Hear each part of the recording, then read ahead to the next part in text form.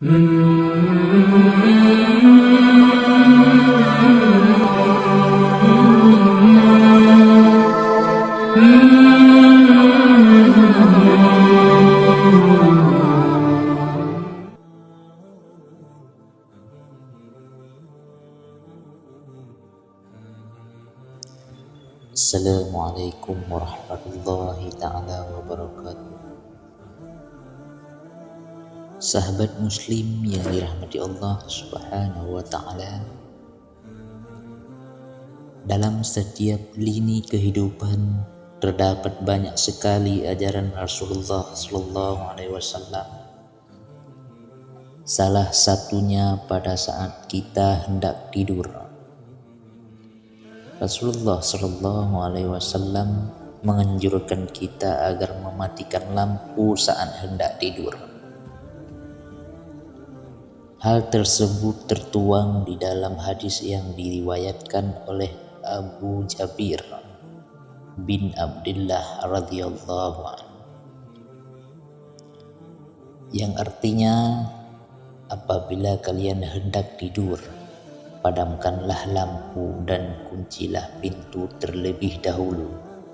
Hadis riwayat Bukhari, Muslim, Ahmad, At-Tirmidzi, Abu Daud, dan Malik. Dalam riwayat lain juga dijelaskan bahwasanya Rasulullah sallallahu alaihi wasallam bersabda, yang artinya juga, kuncilah pintu dan padamkanlah lampu terlebih dahulu, karena mungkin tikus akan menyenggol pelita dan membakar penghuni rumah. Hadis riwayat Bukhari. Ibnu Umar juga meriwayatkan hadis yang sama dari Nabi sallallahu alaihi wasallam, yang artinya, janganlah kalian biarkan api menyala di dalam rumah kalian ketika kalian tidur. Hadis riwayat Bukhari, Muslim, Ahmad, At-Tirmidzi, Abu Daud, dan Ibnu Majah. Menurut penjelasan di dalam Kitabul Adab karya Fuad bin Abdul Aziz Asy-Syalhub, adapun perintah untuk memadamkan sumbu api pada saat hendak tidur adalah dikhawatirkan api akan menjalar ke tempat-tempat yang tidak diinginkan hingga terjadilah kebakaran rumah. Karena kondisi saat itu rumah-rumah yang masih menggunakan api sebagai penerang.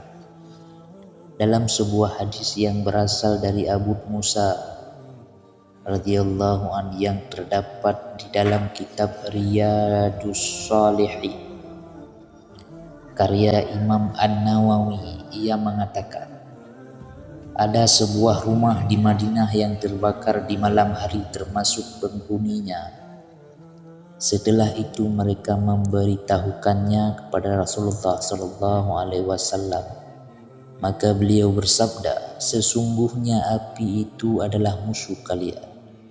Maka dari itu jika kalian tidur, maka padamkanlah api itu.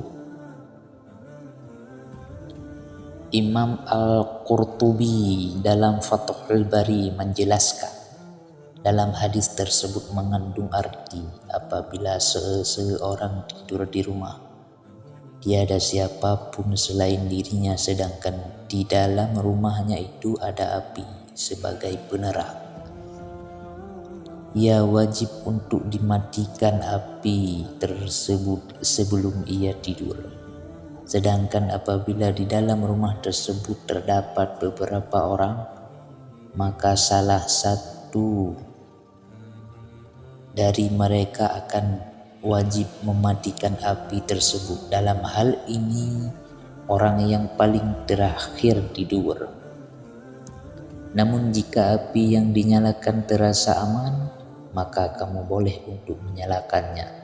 Para ulama seperti Imam An-Nawawi yang mengatakan hal ini berhujjah karena illatnya sudah tidak ada.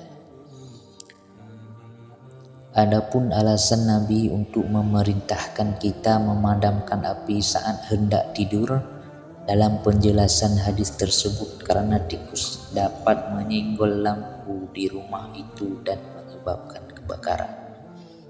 Oleh sebab itulah larangan tersebut sangat dianjurkan kepada umat Islam.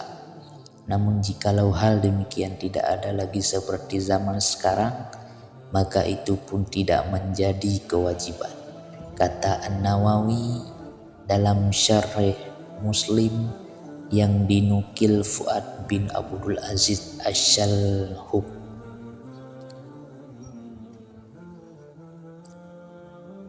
Ternyata ini amalan yang dilakukan Mbah Mun sebelum wafat. Pantas saja jasadnya utuh walau sudah dimakamkan. Dalam hadis lain, Rasulullah Shallallahu Alaihi Wasallam memerintahkan kita untuk menutup pintu dan menguncinya dengan rapat. Hal tersebut dijelaskan dalam kitab paling sahih dari Jabir bin Abdullah. Dikatakan, telah bercerita kepada kami Hasan, telah bercerita kepada kami dari Abu Ad-Dubir, dari Jabir berkata Rasulullah Sallallahu Alaihi Wasallam bersabda, tutuplah pintu-pintu kalian, tutuplah bejana-bejana kalian, tutuplah botol-botol kalian, matikanlah lampu-lampu kalian. Setan tidak bisa membuka pintu yang tertutup, tidak bisa membuka tutup yang terpasang, dan tidak bisa melepas tutup. Dan tikus tidak bisa membakar rumah pemiliknya. Hadis riwayat Ahmad Sahih. Jabir pun turut meriwayatkan hadis tersebut dengan lafaz, telah bercerita kepada kami Katsir bin Hisham dari Hisham Abu